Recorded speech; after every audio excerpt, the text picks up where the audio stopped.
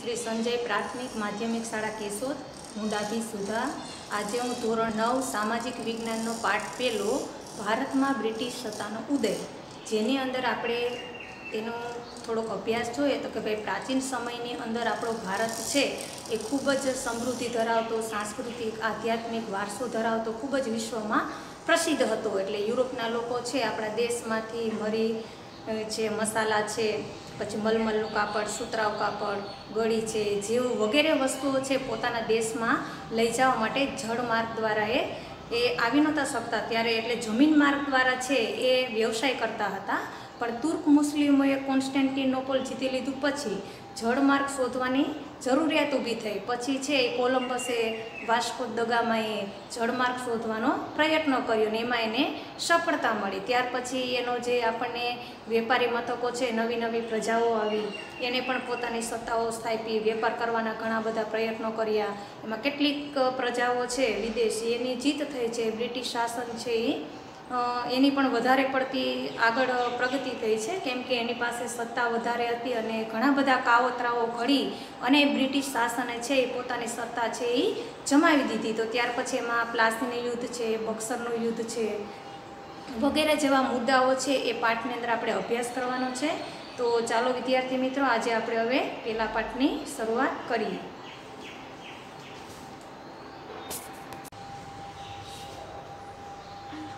नमस्ते विद्यार्थी मित्रों, आज आपणे धोरण 9 सामाजिक विज्ञाननो पाठ पहेलो भारत में ब्रिटिश सत्तानो उदय।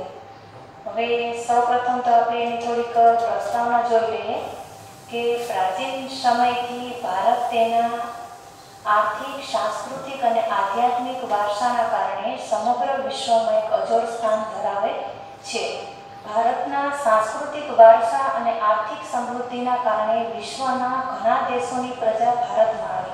जो आपणो भारत देश छे आर्थिक, सांस्कृतिक और आध्यात्मिक रीते छे विश्वनी अंदर खूब ज महत्वनुं स्थान धरावे छे, बीजा करता अलग।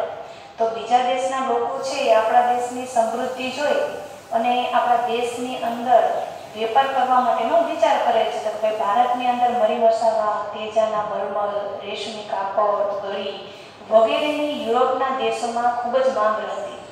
भारत अने यूरोप वच्चे व्यापार जमीन मार्ग तेमज जळमार्ग थतो अने आ मार्गना केंद्र स्थाने तुर्कस्तानमां आवेલું इस्तांबुल एटले कोन्स्टेन्टिनोपल हतो।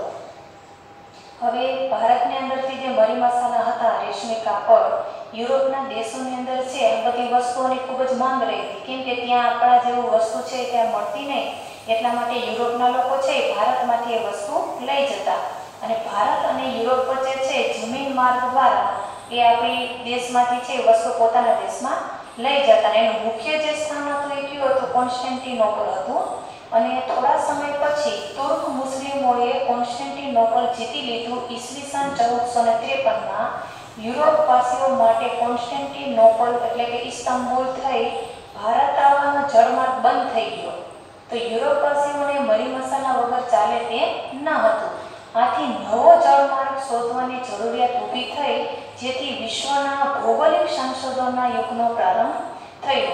हवे आपणे जोईए के भाई 1453 ની अंदर तुर्क मुस्लिमोए छे कोन्स्टेन्टिनोपल छे जीती लीधुं, एटले जे जमीन मार्ग हतो ए बंध थई गयो। एटले त्यांथी यूरोपवासीओ छे कोई वस्तुने आपले के लई जई शकता न हता। तो यूरोपवासीओने छे आ मरी मसाला वगर चाले तेम न हतुं।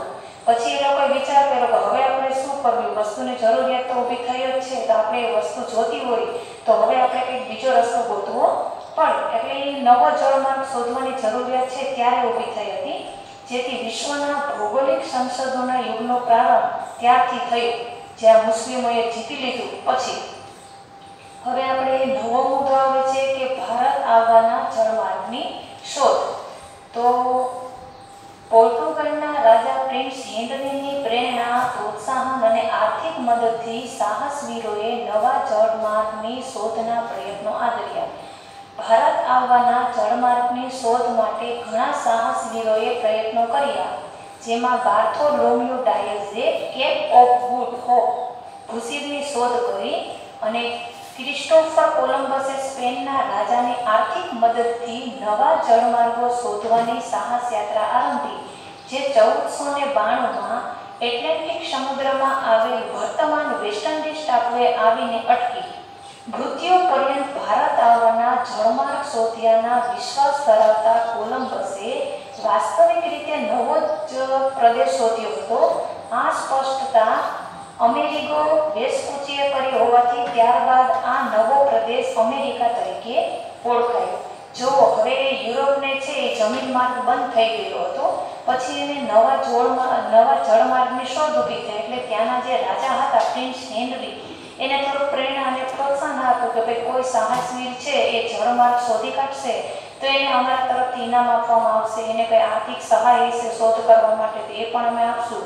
તો એમાંથી એક સાહસવીર હતો જે બાર્થોલોમ્યુ ડાયઝે કેપ ઓફ ગુડ હોપ ખુશીની શોધ કરી, અને ક્રિસ્ટોફર કોલંબસ સ્પેનના જે રાજાની આર્થિક મદદથી તેને નવો જળમાર્ગ શોધવાની સાહસયાત્રા 1492ની અંદર એણે કરી.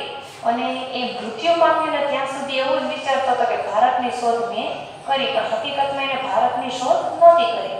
એને તો અમેરિકાના વેસ્પુચીએ ત્યારે કીધું હતું કે એને અમેરિકાના પ્રદેશ તરીકે જે શોધ કરી ને અમેરિકા તરીકે ઓળખવામાં આવ્યું કે ભાઈ એને જે શોધ કરી છે ને અમેરિકાની કરી છે. અને પછી જે આપણે નીચે એક આપેલું છે કે જે એનો માર્ગ હતો જમીન માર્ગ અને જૂનો અને નવો જળમાર્ગ, તો તમને જે સીધી લીટી દેખાય છે એ જૂનો જળ જમીન માર્ગ છે, અને અહીંયા જે તમને લીટી દેખાય છે ટપકા ટપકા જેવી એ નવા જળમાર્ગની શોધ છે. તો આપણે અહીંયા જોઈ શકીએ છીએ કે અહીંથી જો ટપકા ટપકા વાળું જે આપણે જળમાર્ગ જેવું દેખાય છે લીટી લીટી, એ કયો માર્ગ છે? તો આપણે કહી શકીએ કે નવો જળમાર્ગ છે એની શોધ છે એ આ રીતની થઈ છે. જો અહીં કેપ ઓફ ગુડ આવેલું છે, અહીંયા મોઝામ્બિક આવેલું છે, કાલિકટ, કોચી, અરબસાન, બરાબર છે. અને અહીંથી જે તમને કાળી લીટી જે સીધી દેખાય છે આ કયો માર્ગ છે? જૂનો જમીન જળમાર્ગ છે, બરાબર છે. એટલે આ નકશામાં તમે જોઈ શકો છો તુર્કસ્તાન, ઈરાક, બગદાદ, ઈરાન, ભારત, આ જે છે જૂનો છે અને આ જે છે એ માર્ગ કયો છે? નવો માર્ગ છે. તો હવે આપણે ભારત આવવાનો જળમાર્ગ, તો હવે પોર્ટુગીઝ નાવિક વાસ્કો દ ગામાએ ભારત આવવાના જળમાર્ગની શોધ ઈસવીસન 1498માં ભારતીય ખલાસીની મદદથી તે ભારતમાં પશ્ચિમ કિનારે આવેલ કાલિકટ બંદરે પહોંચ્યો. હવે પોર્ટુગીઝનો એક નાવિક હતો વાસ્કો દ ગામાએ ભારત આવવાના જળમાર્ગની શોધ 1498ની અંદર ભારતીય ખલાસીની મદદથી તે પશ્ચિમ કિનારે કાલિકટના બંદરે પહોંચી ગયો.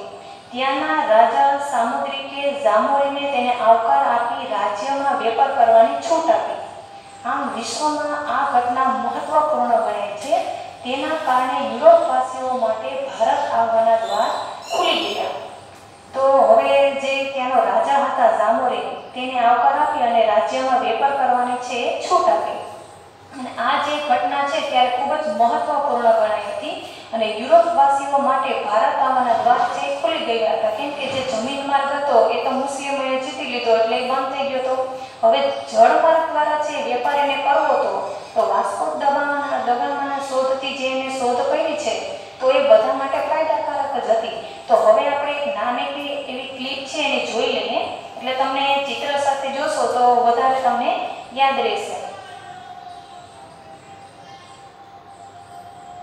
જો તમે અહીંયા જોઈ શકો છો,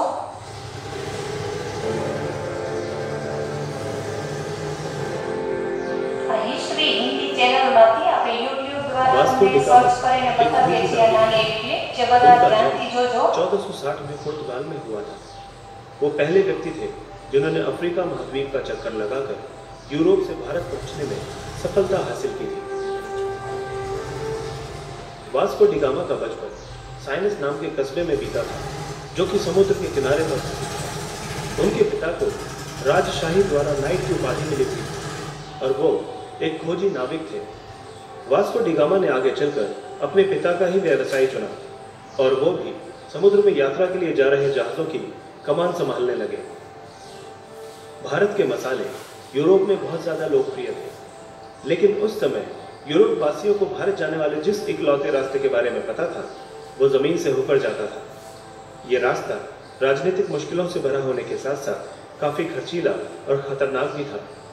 पुर्तगाल के राजा का विचार था कि अगर वो समुद्र के जरिए भारत जाने वाले किसी रास्ते के बारे में पता लगा लें तो वो यूरोप में मसालों के व्यापार से काफ़ी ज़्यादा अमीर बन सकते हैं। उस समय समुद्र के जरिए यूरोप से भारत पहुंचने का विचार एक अन्य पुर्तगाली खोजी बार्टोलोमियो डियाज द्वारा दिया गया था। उन्होंने केप ऑफ गुड होप की खोज की थी, जो कि अफ्रीका महाद्वीप के बिल्कुल दक्षिण में स्थित समुद्र तट पर बसा एक स्थान था। माना जाता था कि वहां से पूर्व की ओर जाने वाले जहाज भारत पहुंच सकते थे। राजा द्वारा वास्को डी गामा को कुछ जहाज़ों और आदमियों के साथ केप ऑफ गुड होप के रास्ते से भारत जाने वाले रास्ते को खोजने के लिए कहा गया। साथ ही उन्होंने ये भी कहा कि अगर व्यापार के नए मौके हाथ लगें तो उनके बारे में भी पता लगाएं। वास्को डी गामा 8 जुलाई 1497 को 4 समुद्री जहाज़ों और 170 आदमियों के साथ पुर्तगाल के तट से रवाना हुए। पहले वो दक्षिण की तरफ केप ऑफ गुड होप की ओर गए और 22 नवंबर को वहां पहुंच गए। इसके बाद वो अफ्रीका के तट के साथ साथ उत्तर की ओर बढ़े और रास्ते में व्यापारिक बंदरगाहों पर पड़ाव डालते गए। 14 अप्रैल 1498 को मालिंदी बंदरगाह पर पहुंचने पर उन्हें वहां के एक स्थानीय नाविक से भारत की ओर जाने वाली दिशा के बारे में पता चला। इसके बाद मॉनसून हवाओं की सहायता से वास्को डी गामा का खेमा भारत की ओर चल पड़ा और 20 मई 1498 को भारत के केरल राज्य के कालीकट नामक स्थान पर उन्होंने अपने कदम रखे। कालीकट को मलयालम भाषा में कोझिकोड भी कहा जाता है। इस तरह से वास्को डी गामा को भारत पहुंचने में लगभग 10 महीने का समय लगा। कालीकट पहुंचने पर वास्को डी गामा के दल की स्थानीय राजा से मुलाकात हुई। वास्को डी गामा ने राजा से व्यापारिक सहूलियत लेने की कोशिश की, लेकिन उनके मुस्लिम दरबारियों ने इस काम में अड़चन पैदा की। ये इसलिए क्योंकि पुर्तगाली ईसाई थे। अगस्त 1498 में वास्को डी गामा ने अपने देश की ओर वापसी का रास्ता पकड़ लिया, लेकिन वापसी का ये रास्ता विपरीत मौसम की वजह से काफी खराब रहा और उनके दल के आधे से ज्यादा व्यक्ति बीमारियों की वजह से मारे गए। लेकिन देश वापस पहुंचने पर वास्को डी गामा का जोरदार स्वागत हुआ, क्योंकि उन्हें जिस काम के लिए भेजा गया था वो उन्होंने पूरा कर दिया था। बाद में उन पर कई इनामों की बरसात की गई। इसके बाद वास्को डी गामा को 2 बार और भारत जाने का मौका मिला। उन्हें भारत जाने वाले समुद्री दल का मुखिया बनाकर भेजा गया था। उनकी इन यात्राओं से पुर्तगालियों का भारत के साथ व्यापार काफ़ी बढ़ गया था और साथ ही साथ उनकी शक्ति भी काफ़ी बढ़ गई। तीसरी बार भारत पहुंचने के कुछ समय बाद ही वास्को डी गामा की मलेरिया की वजह से 23 दिसंबर 1524 को मृत्यु हो गई।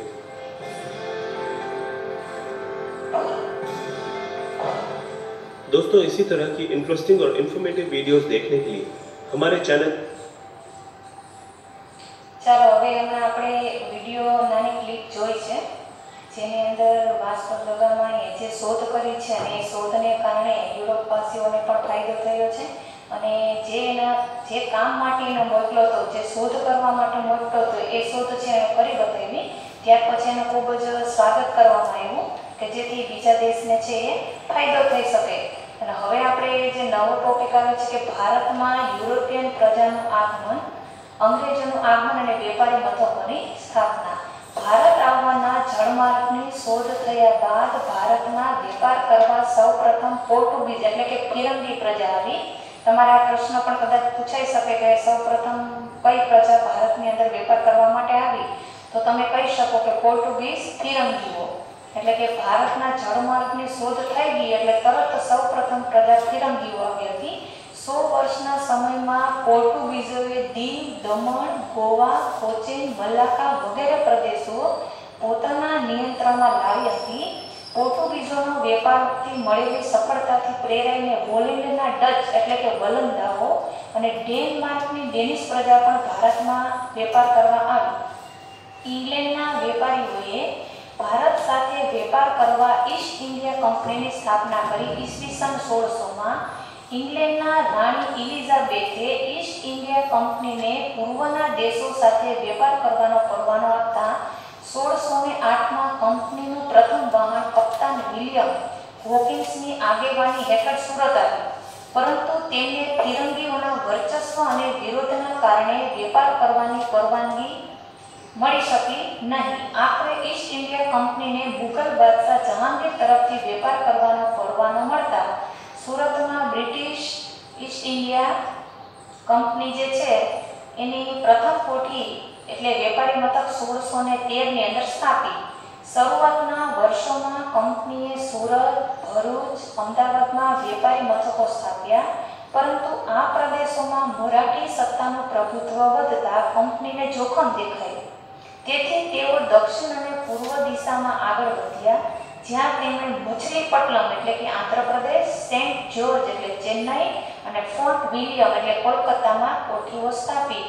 મુંબઈ ખાતે વડુ મથક સ્થાપ્યું 1687માં. હવે આપણે અહીંયા જોઈએ કે ભાઈ સૌપ્રથમ તો પોર્ટુગીઝો આવ્યા અને 100 વર્ષની સત્તા દરમિયાન એને દીવ, દમણ, ગોવા, કોચીન, મલાક્કા વગેરે પ્રદેશો છે પોતાના નિયંત્રણની અંદર લઈ લીધા. કોણે? તો કે ફિરંગીઓએ. હવે પોર્ટુગીઝોનો વેપાર જોઈએ, સફળતા જોઈએ અને હોલેન્ડના લોકોને એમ થયું કે ભાઈ ચાલો ને આપણે પણ નસીબ અજમાવીએ, આપણે પણ વેપાર કરવા માટે ભારતમાં જઈએ, આપણે પણ કંઈક ફાયદો થતો હોય તો એ લોકો પણ આવ્યા. પછી ઇંગ્લેન્ડના વેપારીઓ ભારત સાથે વેપાર કરવા ઈસ્ટ ઇન્ડિયા કંપનીની સ્થાપના કરી અને ત્યારે તેની રાણી હતી એલિઝાબેથ ઈસવીસન 1600માં. તે પણ પૂર્વના દેશો સાથે વેપાર કરવાનો પરવાનો આપતા 1608માં કંપનીનું પ્રથમ વહાણ છે કપ્તાન વિલિયમ હોકિન્સ, આ પણ તમારે યાદ રાખવું પડશે, આગેવાની હેઠળ સુરતમાં આવ્યું. તેમને ફિરંગીઓના વર્ચસ્વ અને વિરોધના કારણે વેપાર કરવાની પરવાનગી મળી શકી નહીં. આખરે ઈસ્ટ ઇન્ડિયા કંપનીને મુગલ બાદશાહ જહાંગીર તરફથી વેપાર કરવાનો પરવાનો મળતા તેને Surat British East India company છે એ કોઠી ત્યાં થઈ ગઈ 1613 ની અંદર. તો હવે આપણે જો અહીંયા આપણે નકશામાં બતાવેલું છે કે જે ગુલાબી કલરનો સ્ટાર બતાવેલો છે ફિરંગીઓનો મથકો છે, ત્રિકોણ જે છે ફ્રેન્ચ મથકો છે, બ્લુ કલરના દેખાય છે, ને વાદળી રંગ જે ધુધિયા રંગ છે એ અંગ્રેજો મથકો છે. તો અહીંયા આપણે જોઈ શકીએ કે ગુલાબી કલર છે તો અહીંયા ફિરંગીઓ એટલે દીવ, દમણ, ગોવા, કાલિકટ અને કોચી. તો અહીંયા કોનું સામ્રાજ્ય હતું? તો કે ફિરંગીઓનું હતું.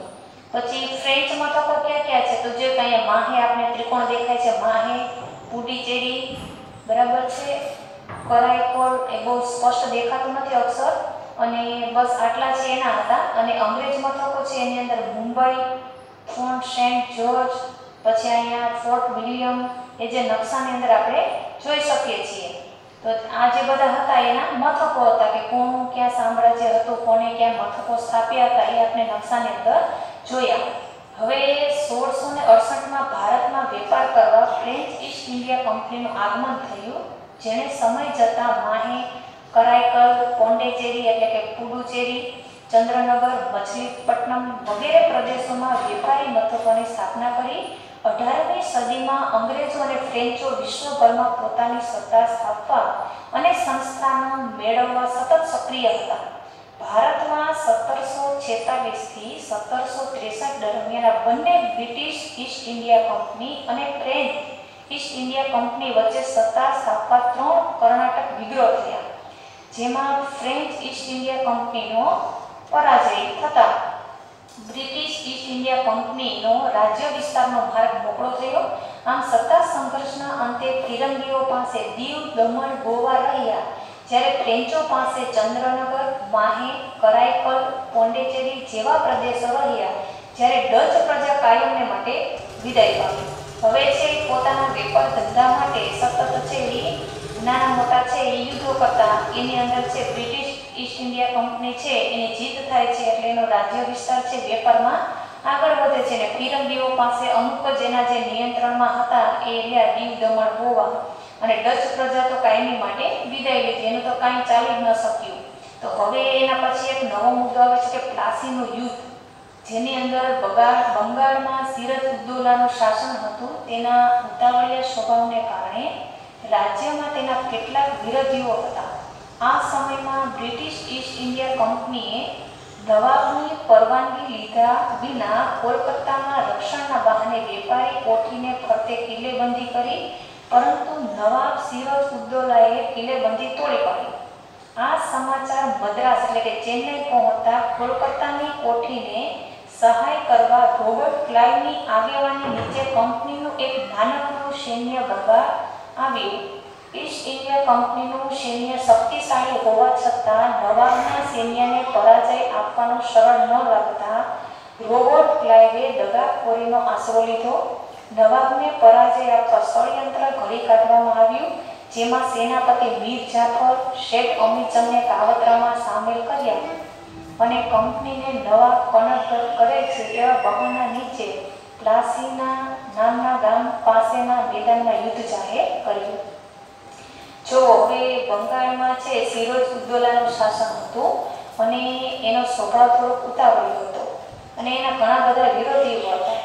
એટલે એ સમય દરમિયાન બ્રિટિશ ઈસ્ટ ઇન્ડિયા કંપની છે એને એવું લાગ્યું કે ભાઈ સિરોજ ઉદ્દૌલા પાસે આપણે બહુ કંઈ ચાલશે નહીં, એટલે એને પોતાના જે કિલ્લેબંધી હતી ફરતી બાજુ ગોઠવી દીધું અને જે નવાબ સિરોજ ઉદ્દૌલાને ખબર પડી એટલે એને છે એ તરત શું કર્યું, એને નાનકડું એવું યુદ્ધ જાહેર કર્યું અને એ બધું તોડી નાખ્યું। એટલે અંગ્રેજોથી આ વસ્તુ સહન ના થઈ અને રોબર્ટ ક્લાઇવની મદદથી એને નાનું એવું સૈન્ય છે બંગાળ આવ્યું અને અમુક જે હતા મીર જાફર શેખ અમીરચંદ એ બધા સાથે કાવતરું ઘડવામાં આવ્યું। એને અમુક લાલચ આપવામાં આવી કે ભાઈ આટલા પૈસા હું તમને આપું, આપણે મીર સિરોજ ઉદ્દૌલાને છે એ શાસનમાંથી હટાવવાનો છે। તો જો હવે તમારે એથી વધારે સારી રીતે આપણે સમજવું હોય અને તમે ચિત્ર સાથે જોશો તો તમને વધારે છે એ સમજાઈ જશે। તે નાનકડી એવી ક્લિપ છે જે તમે જોશો એટલે તમને એકદમ સરસ બધું સમજાઈ જશે।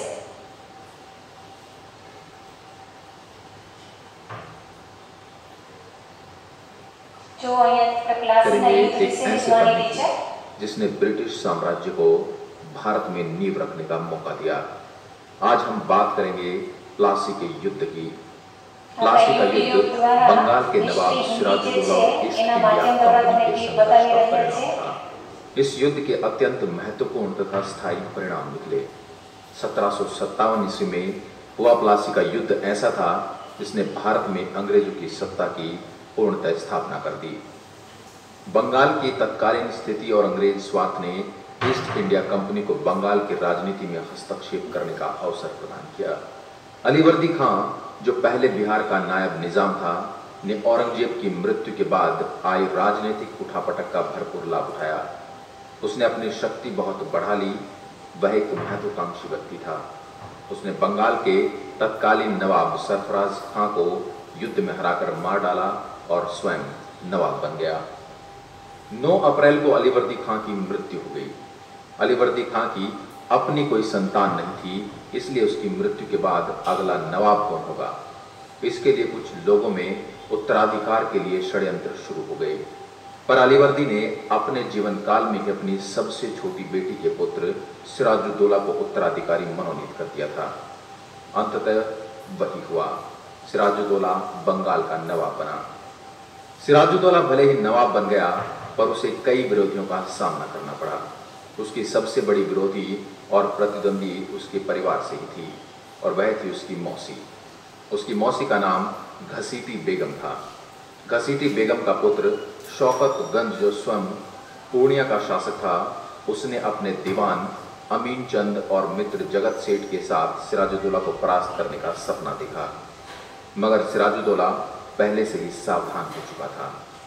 उसने सबसे पहले घसीटी बेगम को कैद किया, उसका सारा धन जब्त कर लिया। इससे शौकतगंज भयभीत हो गया और उनसे सिराजुद्दौला के प्रति वफादार रहने का वचन दिया। पर सिराजुद्दौला ने बाद में उसे युद्ध में हराकर मार डाला। इधर ईस्ट इंडिया कंपनी अपनी स्थिति मजबूत कर चुकी थी। दक्षिण में फ्रांसीसियों को हराकर अंग्रेजों के हौसले बुलंद थे, मगर वे बंगाल में भी अपना प्रभुत्व जमाना चाहते थे।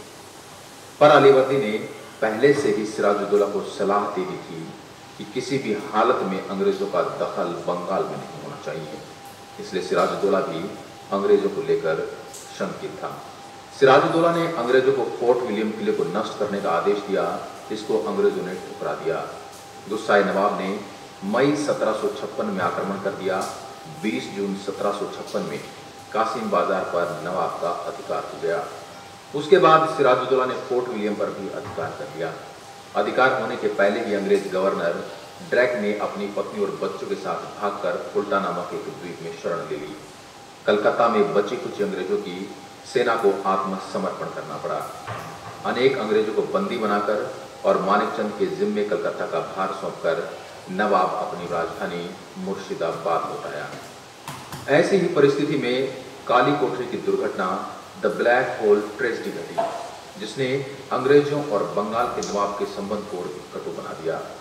कहा जाता है कि 140 अंग्रेजों, जिनमें उनकी स्त्रियां और बच्चे भी थे, को फोर्ट विलियम के एक कोठरी में बंद कर दिया गया था, जिसमें दम घुटने से कई लोगों की मौत हो गई थी। जब इस घटना की खबर मद्रास पहुंची तो अंग्रेज बहुत गुस्से में आ गए और उन्होंने सिराजुद्दौला से बदला लेने की ठान ली।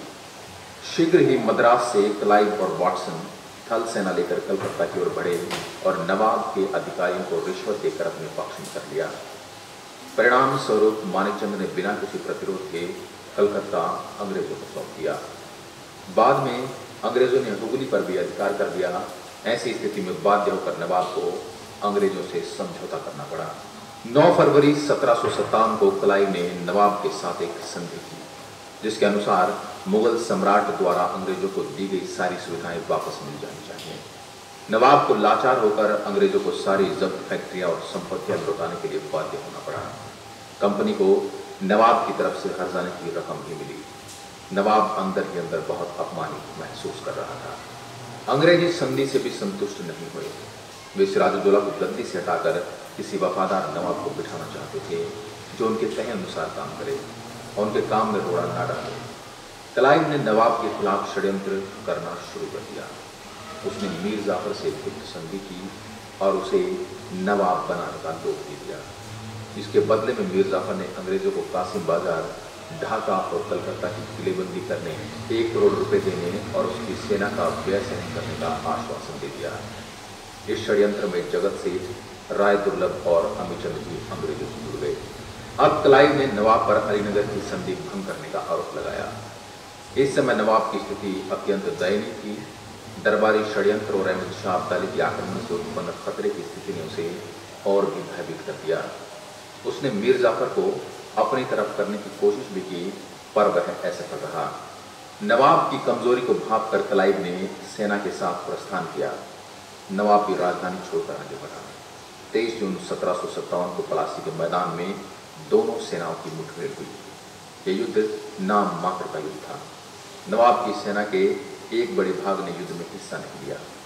आंतरिक कमजोरी के बावजूद सिराजुद्दौला की सेना, जिसका नेतृत्व मीर मदन और मोहनलाल कर रहे थे, अंग्रेजों की सेना का डटकर सामना करने लगी। परंतु मीर जाफर के विश्वासघात के कारण सिराजुद्दौला को हारना पड़ा। वह जान बचाकर भागा, परंतु मीर जाफर के पुत्र मीरन ने उसे पकड़कर मार डाला। प्लासी के युद्ध के परिणाम अत्यंत ही व्यापक और स्थायी निकले। इसका प्रभाव कंपनी, बंगाल और भारतीय इतिहास पर पड़ा। मीर जाफर को क्लाइव ने बंगाल का नवाब घोषित कर दिया। उसने कंपनी और क्लाइव को बेशुमार धन दिया और संधि के अनुसार अंग्रेजों को भी कई सुविधाएं मिली। बंगाल की गद्दी पर अब एक ऐसा नवाब आ गया जो अंग्रेजों के हाथों की कठपुतली मात्र था। प्लासी के युद्ध ने बंगाल की राजनीति पर अंग्रेजों का नियंत्रण कायम कर दिया। अंग्रेज अब व्यापारी से राज शक्ति के स्रोत बन गए थे। इसका नैतिक परिणाम भारतीय पर बहुत ही बुरा पड़ा। एक व्यापारी कंपनी ने भारत आकर यहाँ से सबसे अमीर प्रांत के सूबेदार को अपमानित करके गद्दी से हटा दिया और मुगल सम्राट तमाशा देखते रह गए। आर्थिक दृष्टिकोण से भी अंग्रेजों ने बंगाल का शोषण करना आरंभ कर दिया था। इसी युद्ध से प्रेरणा लेकर क्लाइव ने आगे बंगाल में राजनीति की सत्ता स्थापित कर दी।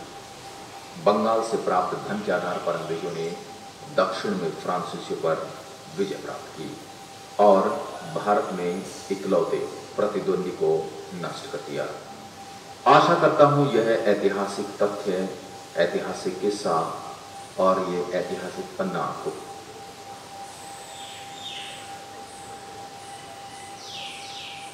जो આપણે નાનકડી ક્લિપ દ્વારા જોયું કે પ્લાસીનું યુદ્ધ છે એ કઈ રીતે થયું, કોણ કોણ એની અંદર જે બ્રિટિશ શાસનના લોકો હતા એને કેવી દગાખોરી કરી અને સિરાજુદ્દૌલાનું છે એ મૃત્યુ કરાવી દે છે અને એનું મૃત્યુ થઈ જાય છે અને મીર જાફરને છે એ બંગાળનો નવાબ બનાવી દે છે, જેને કારણે આ ઘટના ખૂબ જ મહત્વની બની હતી પ્લાસીના યુદ્ધની। અને આ યુદ્ધ છે 23 જૂન 1757માં લડાયું હતા। તારીખ તમારે યાદ રાખવી પડશે અને આપણે જે ક્લિપ જોઈ છે શબ્દબાણ ચેનલ છે, જેની અંદર આવી સરસ નાની નાની ક્લિપો મૂકેલી છે આપણે અભ્યાસ કરતા, તેનો પણ આપણે આભાર માની કે આવી સરસ ક્લિપો દ્વારા તમને છે ભણવાની અંદર અભ્યાસમાં છે વધારે ફાયદાકારક હોય તો યુટ્યુબ દ્વારા તમને બતાવેલ હતી. પછી પ્લાસીનું મેદાન છે મુર્શિદાબાદ પશ્ચિમ બંગાળથી આશરે 38 કિમીના અંતરે આવે છે. હવે આપણે નવો મુદ્દો જો જોઈએ તો એ છે બક્સરનું યુદ્ધ. તો અંગ્રેજોએ મીર જાફરને બંગાળનો નવાબ બનાવી તેની પાસેથી જુદા જુદા બહાના નીચે પુષ્કળ ધન મેળવ્યું અને વધુ અધિકારીઓ મેળવવાની લાલચમાં ઈસ્ટ ઇન્ડિયા કંપનીએ મીર જાફરને ખસેડી મીર કાસિમને બંગાળનો નવાબ બનાવ્યો. જો અંગ્રેજોનું એક જ કામ હતું કે એ જેને નવાબ બનાવે એ નવાબને અંગ્રેજો કે એમ જ કામ કરવાનું, બરાબર છે. નવાબની કોઈ ઈચ્છા હોય, કોઈ વાત હોય તો એ અંગ્રેજો માને નહીં અને બહુ દખલગીરી કરે તો તરત એને પદ ઉપરથી હટાવી દે. હવે આ મીર જાફર છે એને થોડુંક નડતરરૂપ થવા લાગ્યો, એની વાત છે એ મીર જાફર માનતો નહોતો, એટલે એને એમ થયું કે આપણે આને નવાબ ન રખાય, આ તો આપણું કામ બગાડી છે. એટલે તરત એને ત્યાંથી ખસેડીને એની જગ્યાએ મીર કાસિમને બંગાળનો નવાબ છે બનાવી દીધો. કંપની માટે મીર કાસિમ તો મીર જાફર કરતાં પણ વધુ મહત્વાકાંક્ષી સાબિત થયો. તેથી મીર કાસિમનો કંપનીને ડર લાગ્યો. હવે આ મીર જાફર કરતાં તો મીર કાસિમ છે એ વધુ મહત્વાકાંક્ષી હતો, એ તો બધું બહુ વિરત કરતો, કોઈ કામની અંદર પ્રોબ્લેમ થાય તો તરત એમ કે આ ન ચાલે. તો કંપનીને ડર લાગવા લાગ્યો કે આને આપણે આપણા થકી નવાબ બનાવ્યો અને આપણી સામે બોલે એ તો મેળ ના આવે. એટલે એને ઉથલાવીને ફરીથી મીર જાફરને નવાબ બનાવ્યો. મીર કાસિમ અવધના નવાબના શરણે ગયો, એટલે મીર કાસિમને છે એ નવાબમાંથી ઉતારી દીધો, પાછો મીર જાફરને છે એ બંગાળનો છે એ નવાબ બનાવી દીધો. તો પછી મીર કાસિમ છે એ ત્યાં અવધના નવાબના શરણે ગયો અને આ સમયે અવધમાં મુગલ બાદશાહ શાહ આલમ આવ્યો હતો. આથી ત્રણેય સંયુક્ત રીતે કંપનીનો સામનો કરવાનો નિર્ણય કરી કંપની સામે યુદ્ધ જાહેર કર્યું અને બક્સર મુકામે સંયુક્ત સેનાની સામે ઈસ્ટ ઇન્ડિયા કંપનીએ યુદ્ધ કર્યું. 22 ઓક્ટોબર 1764 આ તારીખ તમારે યાદ રાખવી પડશે કે ભાઈ બક્સર મુકામે સંયુક્ત સેનાની સામે ઈસ્ટ ઇન્ડિયા કંપનીએ યુદ્ધ 22 ઓક્ટોબર 1764, જેમાં સંયુક્ત સેનાનો પરાજય થતાં કંપનીને બંગાળ, બિહાર અને ઓરિસ્સાની દીવાની સત્તા મળી. તો આપણે આમાં જોયું કે ભાઈ કોને કોને છે એ નવાબ બનાવે છે અને પોતાનું કામ ન થતાં તરત છે એ નવાબની જગ્યાએ એને ઉતારી દે છે અને બીજાને તરત છે એ નવાબ બનાવી દે છે કે પોતાની ઈચ્છા પ્રમાણે જે કાર્ય કરે એને જ અંગ્રેજ લોકો છે એ નવાબ બનાવતા. એટલા માટે આપણે બે યુદ્ધ જોઈએ, એક પ્લાસીનું યુદ્ધ જોયું ને એક આપણે બક્સરનું યુદ્ધ જોયું. તો બંને યુદ્ધ છે એ આપણે જોયું તો બંગાળની સ્થિતિ બહુ ખરાબ થઈ ગઈ હતી. અંગ્રેજોએ પોતાની જે આ કૂટનીતિઓને કારણે જે નવાબો વારંવાર મીર જાફરને લઈ આવે, મીર કાસિમને લઈ આવે, તેને કારણે પ્રજા પણ કંટાળી ગઈ હતી. પણ શું થાય, અંગ્રેજોનું શાસન છે એ વેપાર કરવા માટે આવતા આવતા એનું મન જ એવું થઈ ગયું કે હવે આપણે જ અહીંયા સત્તા આપણી નાખી દઈએ, આપણે કે એમ જ બધું થવું જોઈએ. તો આજે આપણે પાર્ટ 1 ની અંદર અહીંયા સુધીનો આપણે અભ્યાસ રાખીશું. એટલે તમારે આ જે વિડીયો છે એ બધા સારી રીતે જોજો, જે ક્લિપ મૂકેલી છે એને પણ સમજવાનો પ્રયત્ન કરજો અને બાકીના જે મુદ્દાઓ આવે છે, કંપની શાસનનો વિકાસ છે, પછી આ Tipu Sultan, governor general, Warren Hastings છે, એવા જે મુદ્દાઓ બાકી રહી ગયા છે એ આપણે પાર્ટ 2 ની અંદર બનાવશું, જેથી આપણે આજે પાર્ટ 1 સુધીનો અભ્યાસ છે એ આજે રાખીશું. Thank you.